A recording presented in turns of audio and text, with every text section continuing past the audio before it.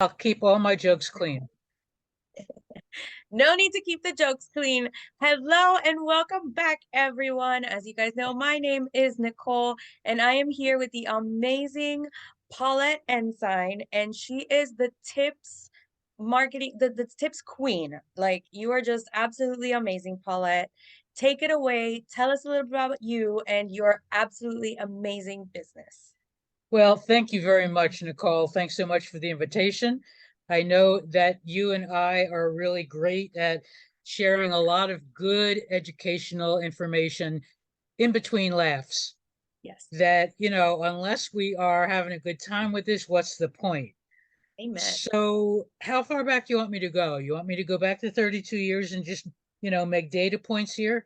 I'm happy to tell Yes, you how you I got to told this. me that you didn't have two nickels to rub together, That and is now true. you're just like a freaking rock star. So I gotta hear that story. Tell us about it. Okay, so I am now on my third career as an adult with this company, Tips Products Publishing Agency. And I didn't come out of my mother knowing how to do any of what I know today. The other two careers, the very first one is the only one I have paper for. And that was I taught string instruments, violin, viola, cello, and bass to elementary school children. And I loved the kids. The adults, that was a different conversation. However, I loved the kids. However, there was a lot to deal with the adults, including my supervisor, who he was every idea had to be his. And Mhm, I did come to him with a lot of ideas, which kept the music department on the map and in the budget. mhm. After about total of 16 years of doing string instruments, and by the way, I realized I was a far superior teacher than a performer. And that was a crucial awareness to make also, that I am good at teaching. And that really has been the thread that's gone all the way through all three of my careers. So finally, I said things that I would not say in public right now.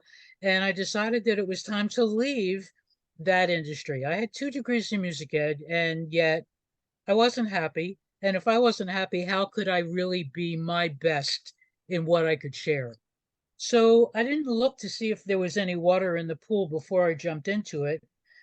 I left teaching strings and kind of popped around for about a year, unsure about what I was going to do. At the time, I was still married, and we didn't have two nickels to rub together. I finally accepted an offer that a former neighbor had made to let me help her dig through and organize the piles of paper and other stuff she had, which was my entry into the second career of professional organizing consultant and productivity specialist. And little did I know that not only did I, but anybody else in that young industry, we each thought we made up the whole profession. Mhm. And that was on April 1st of 1983. It was not an April Fool's joke that I started that. That's my And birthday, April 1st, so I totally yes, I know it understand. is. That's a very special day in your Yes. life.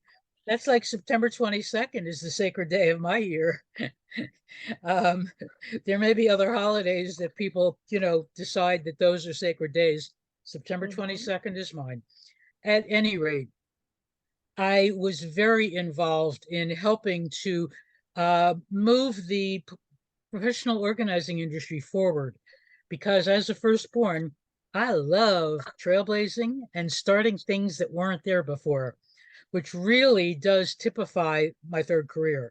But at any rate, during the, again, about 16 years of being in the professional organizing industry, I led quite a few different volunteer leadership positions, including national president. And yeah, why not make a cross country move just for grins and giggles in the middle of being national president? However, in the early 90s, just before you were born, Nicole, the sales cycle on consulting and speaking as an organizer was getting longer and longer. And I had formed these habits called eating and paying the rent. and I wasn't really keen on breaking either of them. Mhm. And as I love to tell this story, the universe always provides, Mm. always. So somebody walked past me with a little booklet on how to improve your business communication skills. And I looked at that and I said, well, I can certainly afford to improve my business communication skills. And I bet you I could do a booklet, a tips booklet on organizing your business life. Now, keep in mind, I didn't know how, I didn't know what. Again, didn't have two nickels to rub together. Never took a business course to this day, in fact. I mean, I've dabbled with some webinars that I've attended. However, there's no degree that says, other than, slogging through, figuring things out and asking a lot of questions. So 6 months after I saw that booklet, that I had thrown into a drawer, by the way, and nothing had changed, I pulled the booklet out and I went, yeah, I think I want to see how far I can go with this. 110 Ideas for Organizing Your Business Life was born at that moment. And at that point, I just mentioned that as a firstborn, I like and really own my uniqueness. It's oxygen I breathe very, very easily and very well and very productively. So why would I do 101 of anything? Because the rest of the planet does 101. So that was one of the two reasons that it came out to be 110 ideas. The other was that's when I ran out of ideas. So I had to figure out ways to get this booklet out there and generating revenue and to function as a marketing tool. Mm. So what I came up with in the immediate at that point for the first year of my business was I sat in the local library. Now, keep in mind, 1991, the internet wasn't a thing yet. Hard to imagine today. However, it wasn't. So I went to the local library in the reference department, pulled off the shelf one of these big fat directories of information that I needed to find and contact editors in magazines. And because my topic was so generic, and by the way, didn't have a word in it about the computer, so it became an evergreen at that point. Paper, Time, and Space, which is Mhm. generic, and everybody on the planet just about can stand to organize a little bit of their paper, time, and space.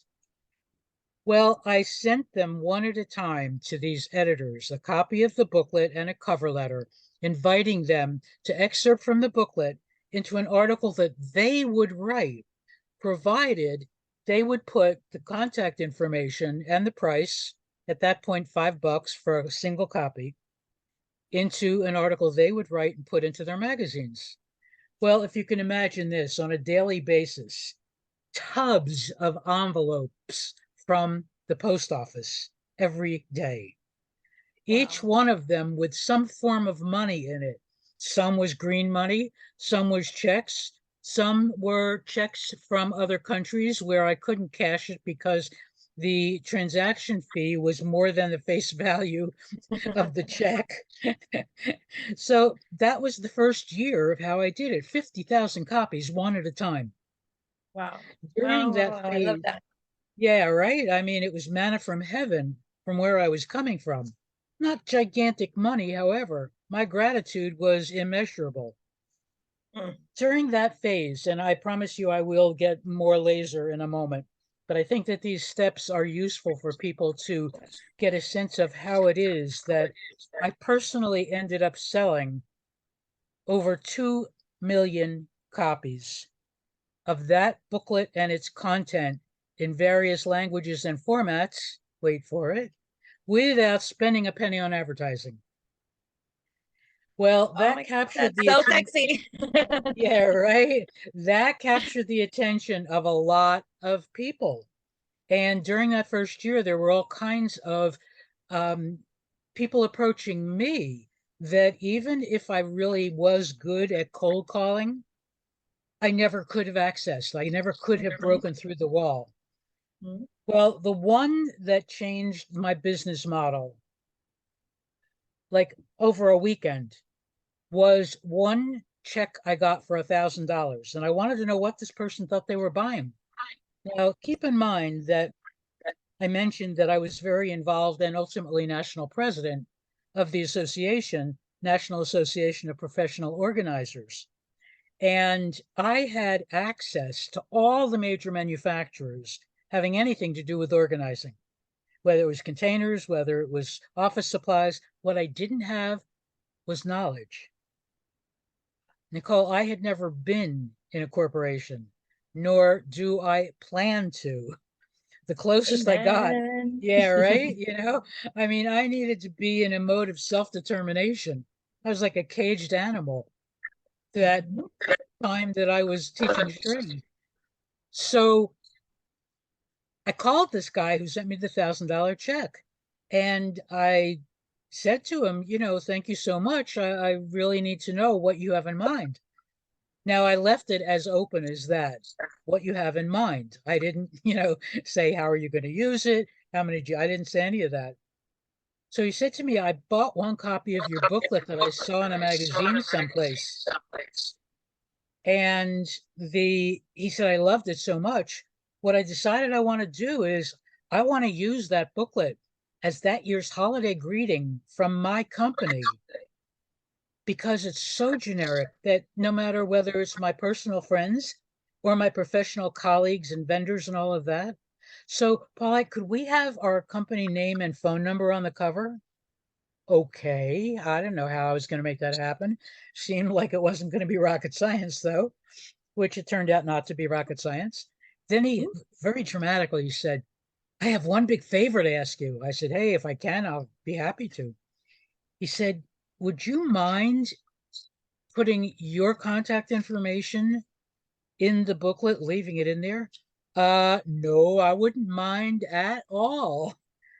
That was a Friday. On Monday, no longer could you get a single copy of my booklet unless it was a download or a hard copy to a corporate decision maker who would buy in bulk. And from that day on, now, the one thing that I neglected to say was here I'm boasting about the access I had within the organizing industry. This guy had nothing to do with organizing at all. His business was he was an electrical manufacturer's rep firm in San Juan, Puerto Rico. There is nothing about that that ever would have reached my target market list, no matter how creative I feel I am.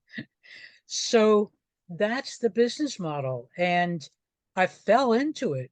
However, it's one of the big differentiators of my company because I don't go near Amazon or single copies in any context. And it's the opportunity to help many more people that way, including your own bottom line as a business owner. Yes. Um, and I think it's so important to talk about because a lot of people are so focused on getting one of those bestseller tags, but there's a lot of algorithm stuff that goes into that. And so a lot of people put too much value in that. Just because you have a bestseller tag doesn't necessarily mean that it's best selling right now. It could have been for one day, so there's a lot of, with statistics, right? It's you have to be like, save 50%. And you're like, well, compared to what? Like Right. it can be kind of deceptive. But when you have a business model where you are actually selling in quantity, where you might not get a little badge, but the badge is that you actually have, money to fund habits that you formed, like eating, like you mentioned, right? And even being able to sleep comfortably, you gotta be able to pay to keep a roof over your head. So even sleeping, you need some money Oh, yeah. to get that And done the fact right. is that a lot of the people that you and I each serve are Mhm, all about helping. Well, you can help mhm. many more people when you Yes, fill your own reservoir first. And as far as yes. the bestseller campaigns, they've become very popular, very common. And let's see, I'm going to share with you my perspective on bestseller campaigns that could be shared in polite company. There is Mhm. long-term loving and there is a one-night stand. Mm, Both have merit, in my opinion, and my value structure. However, dot, dot, dot. Um, the bestseller campaigns have gotten more and more contrived. And yeah, they're good for people who like to follow the leader Mhm, as far as that's what's in vogue today. I like to create relationship mhm, where when a large quantity has been purchased and it gets distributed, you have no clue where it's going to land. Because when somebody's excited about it, they want to share it with somebody, and you have no idea who they know, which in general is the premise for large quantity sales. Lots and lots of times people say to me, they don't have any contacts. mhm, My response to them is, I know you believe that to be true. mhm. And I'll give you one example. You notice how I said that. I Yeah, know you believe that to be true. I'm not calling them anything other than, you know, somebody I'm talking with. That's all. No label or right. judgment. None of us have any idea who our next door neighbor, third cousin, 6 times removed, who is the senior VP of marketing for the Southeast Asia region of a major US company, who Mhm, would love to see tips to plug into their distribution center for their distribution vehicle for a particular annual quarters campaign of promoting something. None of us, we have no clue who knows who. And while that may have sounded like a really exaggerated, extreme example, when you think about it for a minute, it really isn't. mhm. It really, truly isn't. That's like when people talk about how they are locally based. No one is locally based. Yes, you may live in a particular zip code. However, you have no idea who's going to visit you or who's going to move into a new community where a referral really is important. And, like so many other things, Nicole, and I'm sure that you've experienced this in your business, the people who are open to learning and to considering possibilities are teachable. Yes. The ones who are not, for whatever their reasons, that's how they're wired, or they are fear based in their life, that's not something that we'll ever be able to teach them. So I'm here to share the stuff I know with the people who are ready to learn it. Yes, yes. Well, in my book, one of the first things that I wrote was, just like you can lead a horse to water, but you can't make it drink, I can lead you to knowledge, but I can't make you think. So like you have to be ready. So I absolutely love that, that you say that. And I think it's just it's like you said, it's life changing for someone, not just for the person doing a sale. Because if you get a sale on Amazon, for example, if you've been on the back end, you know that there's a lot of stuff that comes off of that before you actually get your profit. And so when you're selling on Amazon, your profit margins are usually like $1, $2, no matter where you're selling it at, because you've got to pay for the printing, you've got to pay for the actual, machine, and then you've got to pay for shipping. So there's a lot that's involved in that. And you're doing it one at a time. There's nothing wrong with that. But when you are able to sell 50,000 copies, right? Like something that's going to affect 50,000 people, you're getting to set your own prices, really. You don't have a lot of the other stuff, probably, depending on if you're printing or whatever. Um, but then the impact that that's going to have on your life, Yeah, because now you have money that you can actually do things with, and you can breathe, and then you have time to plan your next thing or reach out to other people. And then the 50,000 people, or like let's say the law of large numbers, half of those people, 25,000 people even, that are going to be affected and impacted by your work, by your words, by your yeah, advice. And so I think it's just such a win-win for everybody. it Um, is.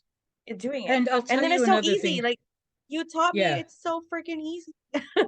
yeah, it is. Yeah. And another thing too, the largest sale that I've ever made was a licensing deal. I've done a number of licensing deals, and licensing, for folks who are not clear or aware of it, is little more than renting your content with specific situations of what the licensee can do and cannot do with your content. And I remember, I think I shared this with you, Nicole, that the easiest way to think in terms of licensing is imagine you own an apartment building. You own the building and you rent out each of the apartments with a written lease saying what can be done, what cannot be done, the term of it. That's a licensing deal. You're licensing out that space. You always own the building. So you always own your own content. And it really becomes a rinse and repeat.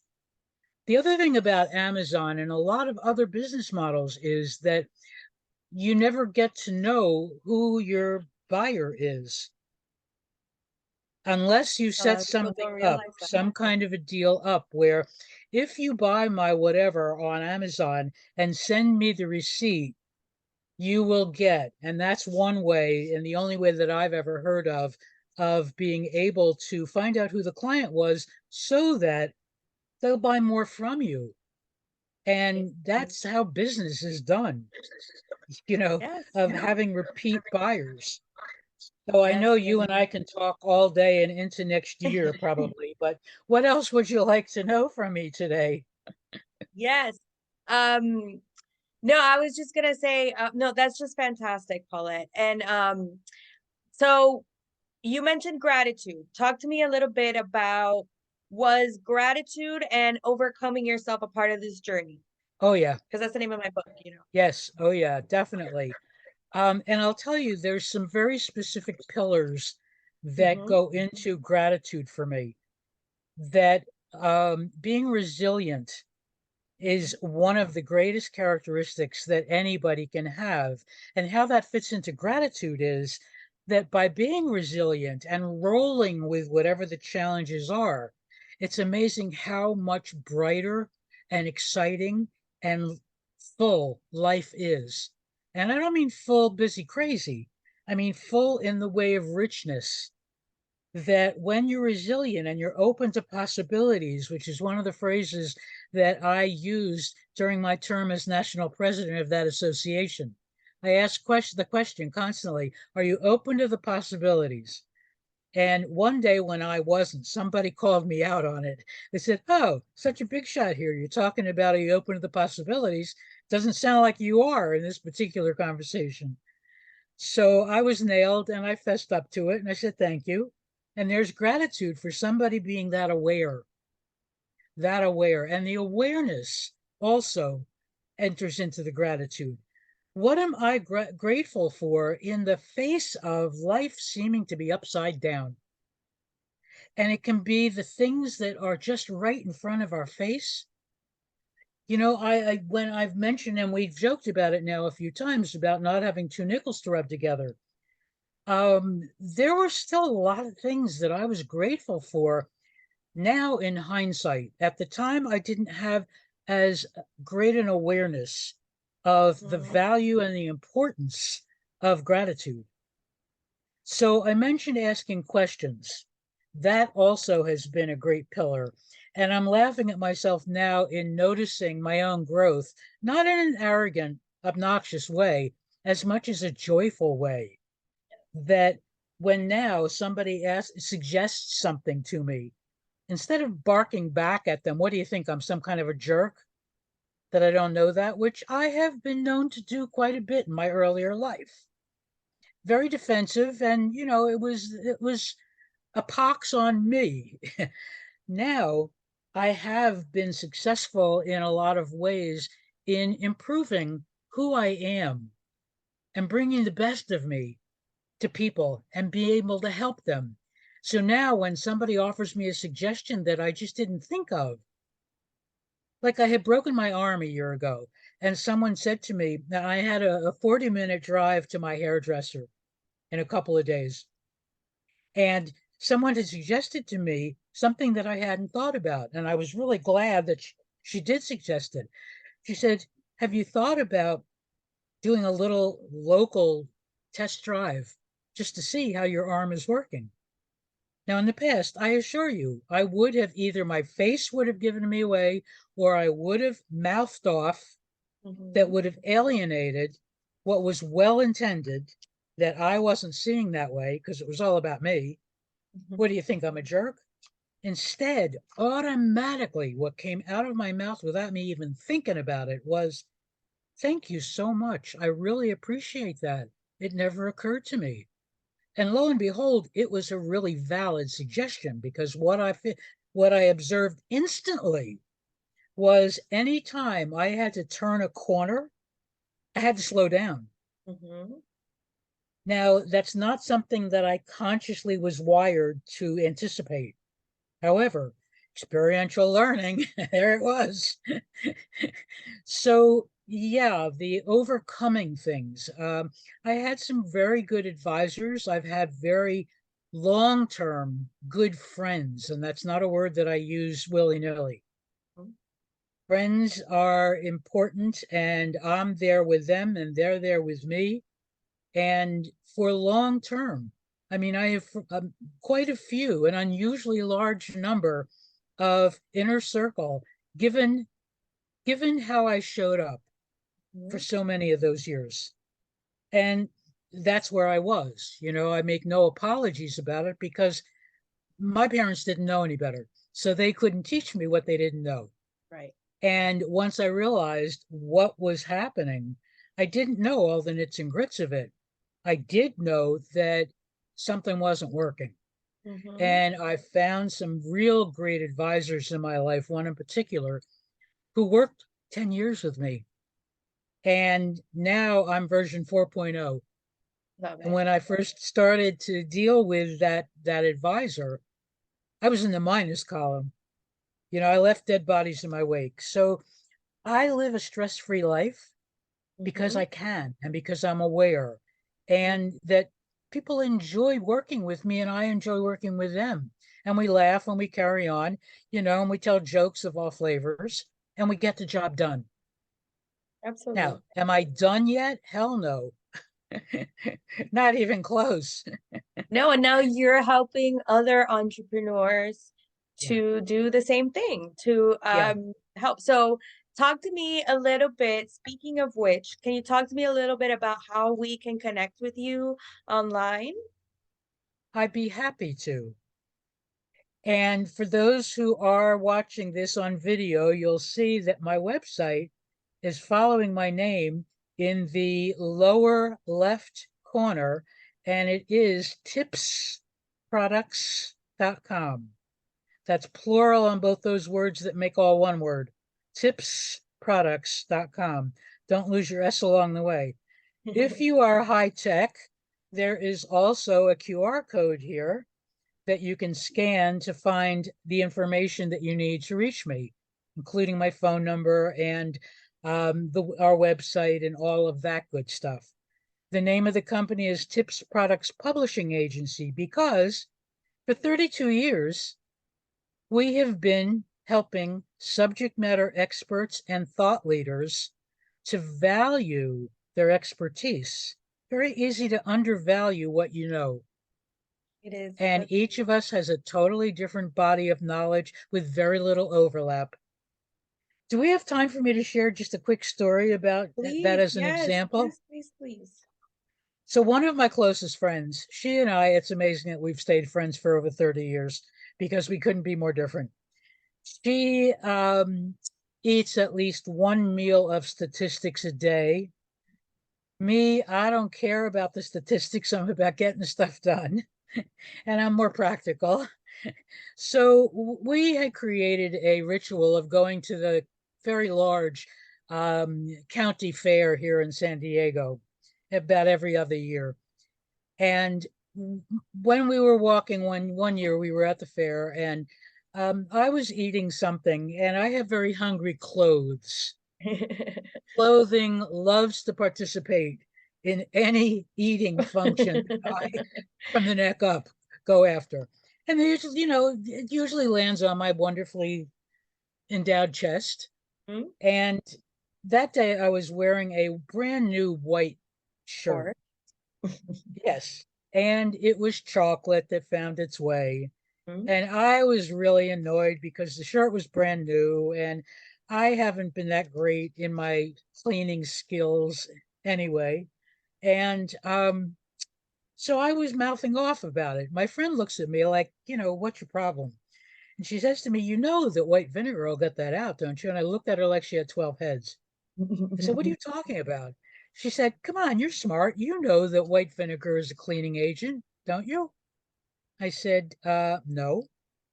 I said, yes, you're right that I'm smart, but different smart. Hmm. I said, she said to me, how could you not know that? So she gave me a very wide opening to say the following. I said, if you listed the top 1,000 descriptors of my mother, nowhere on there would be any reference to cleaning skill. I said, how could she teach me something she didn't know? Well, that's how that happens. Yes, I've got a body of knowledge that my friend doesn't have with a little bit of overlap. And she's got knowledge that most of the time I don't care about because Yeah. stuff that's important to her is not important to me, and vice versa. Yes. She will tell me about how she rented a car from the grounds of an airport, and then she'll complain about how expensive it was. Duh. Yeah, you're paying for convenience, right? I mean, and how do you not know that? She's 3 years younger than me, so it's not like we are different generations and different frames of reference. So, at any rate, and I'm going to give you one more quicker than what I just did. While I was an organizer, there was a tip that I frequently gave, and it was this: take the biggest thing out of the pile first. That immediately shrinks the pile and motivates you to keep going. Now, while that's not rocket science in and of itself, it's really pretty extraordinary. And I'm fascinated to know how many people that I know have never thought of it. Hmm. Plain and simple, they just never thought of it. And yet, it can keep it's a time saver, it's a Hmm. motivator, it's, just all kinds of positive outcome. So we work with people to, especially, as I said, subject matter experts and thought leaders on how to value their knowledge because 99 times out of 1,000 or 100 is better. 99 times out of 99, people who are so close to their knowledge think everybody knows it and they don't. Yes.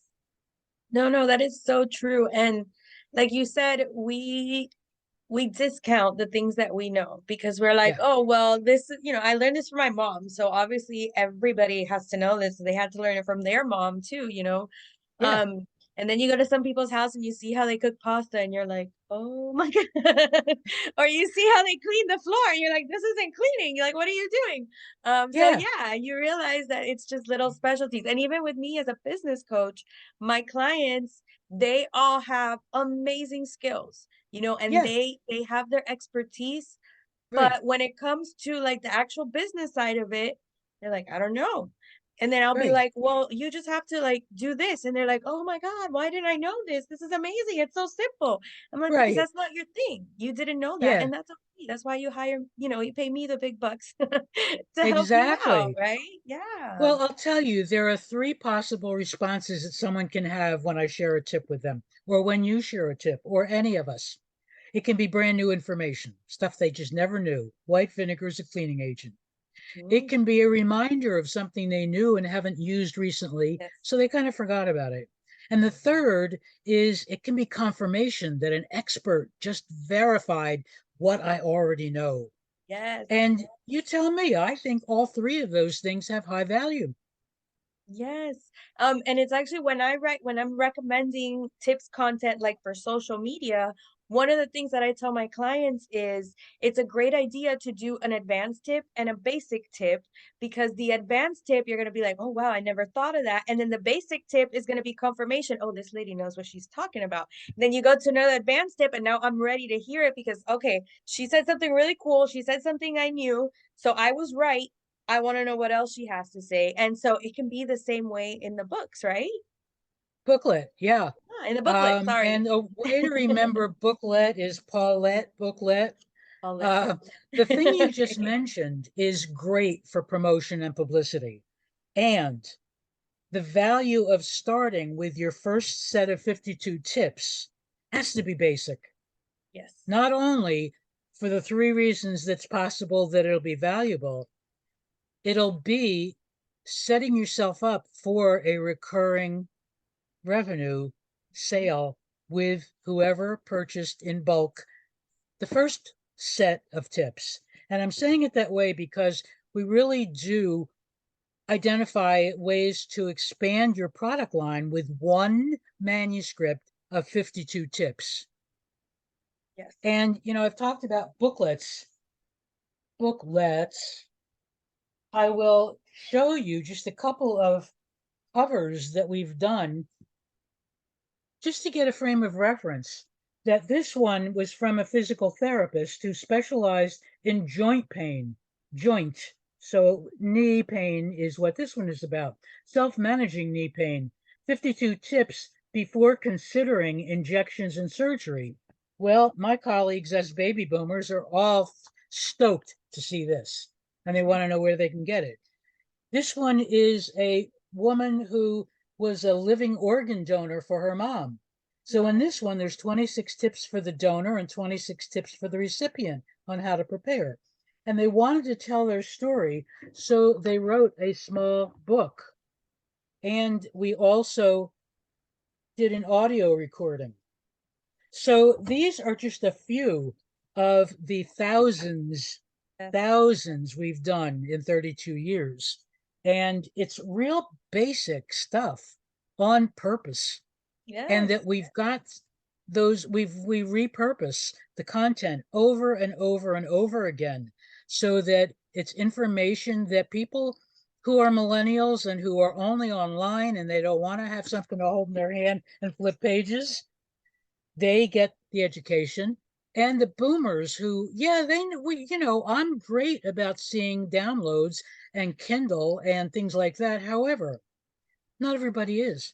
And there's nothing like having a real physical Yeah, book in your hand sometimes, you know? Like when exactly. you go to a restaurant, I want a menu. I don't want to scan your little code. Right. I don't want your I want a QR real code. menu. Thank you. No. So this has just been such a joy, Yes. and I do have a lot of informational things that are free. So when you go to tipsproducts.com, there is a blog, there is case studies. I do a monthly newsletter, and I do have business pages on LinkedIn and on Facebook. So that's all there. And for the folks that are jumping out of their skin and they want to do a 52 tip manuscript, we can help you do that. Yes. Yes. And it can be way before a book ever gets done that you're generating money and promoting what your expertise is about, buys you time to get the book finished if, in fact, you want to write a book. If you've already written a book, we can give you alternatives that are new revenue streams and serve to market everything else you've got. Yes. So no matter what, yes, I love it. And it's such an important reminder that people will pay for the same information delivered in different ways. How many that's times have right. we not bought a Kindle book and then the hard copy? I loved it so much, I Yep, want it in my library. Or you know what? I love this so much, but I want it for the road trip. Let me get the audio version of this. right. Or let me buy the cards that go with this so I can test myself or so I can draw them randomly or so I can play with the kids, whatever. So such a big deal. And even online. So thank you so much for being here with me, Paulette. I so appreciate your time. Everything that you've said is gold. I was usually at the end, I'm like, do you have one last tip? So do you have one last tip? Because I mean, you gave us so many already. Yes, I do. I Yes. do have a tip. Honor who and what you are. Holding back your knowledge is insulting people. Oh, so How good. dare you hold back? This is Jewish guilt coming at you. How dare you withhold what you know when you could be so helpful to people? And Wow. I say that in the most humorous yet realistic way. Yes, yes, yes. Yeah, you're underserving. Like you're doing them an injustice when you don't talk about what you do. You're absolutely right. Yeah, So yeah. this is yes, this has just been absolutely wonderful. And how awesome that you can get paid to share that knowledge. Like you don't even have to do it for free. Like make a living from it. And to do it in ways that you're not getting lost in the shuffle. You're not getting Yes. lost in a sea of sameness. Mhm. I love my uniqueness. I embrace it wholeheartedly. I love it Yeah, too. I can follow. Um, there has to be a good reason, though. Yes, So, yes. Nicole, I want to honor you in the way of what a joy it is to have a conversation with somebody who gets it. Thank You you. and I think, and we've started to talk about this, of how jointly we can serve people with the different skills, gifts, and talents we've each been given. So I look forward to that as well. I'm excited. And just a reminder, last thing, what she said, Paulette said, you have to take action to know the right questions to ask. So start writing down those tips. I'm going to write my 52 tips. I already decided my 52 tips are going to be about my book. And I'm going to write 52 tips for my book. And we're going to go from there. I am so, so, so excited, Paulette. Go take imperfect action. Go get it done. Share your knowledge. It is Yeah. insulting to everybody else that you have not written your book already because they need to know what you know. You know, Nicole, I remember having a conversation with you about what my wanting to give people who hear this some kind of a gift. And I think you're going to be doing some follow up, right? With making that link available. Yes. Hmm. Yeah. Yeah, yeah. So, All the links mentioned down there, down below in the show notes. okay, great. Thank you. Yeah, in the show notes, tipsproducts.com Hmm? slash speaking dash bonus 2157. And if Speaking you, dash Nicole, bonus need that again, 215 speaking. yeah, and there's dashes in between speaking, bonus, and 2157. That'll Thank take you, you right Paulette. That's going to to. be amazing. Thank you Yes, so we are. much. Yes. Oh, thank you so much, Paulette. Like just My your pleasure. generosity, just your time and giving something to us. So make sure you follow Paulette. All the links, like we said, are going to be down below. Go grab the freebies, get on the blog. You're ready to get to work with her. Call her, set up your call with her, and get that tips book written. And hit me up, and I will help you along the way as well. So thank you guys all so Yeah. much for being here. We will see you on the next episode. Bye. Bye for now.